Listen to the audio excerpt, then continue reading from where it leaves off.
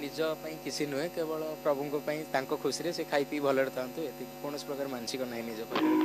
कोठु आइले रसुलगढ़ हाँ प्रत्येक 6-7 वर्ष रे आसी आगे लिंगराज अलगा दिन रे आसीबा और जागर रे आसीबा केमिति रहिछि माहौल निज भीतर गोटे सेमती फीलिंग्स आसे लोक मानू देखिले आ प्रभु को पई से तो सब बेले तांको पई भल पाइबा रहिछि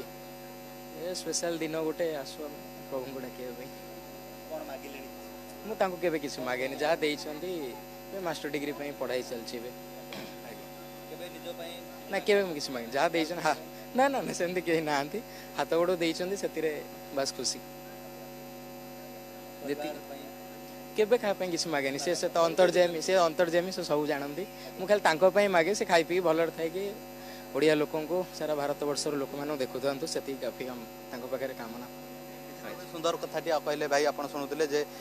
केवल भगवान सुस्थ रुहंतु एवं विश्व को शांति रे रखंतु विश्व को सुख रे रखंतु सही कथा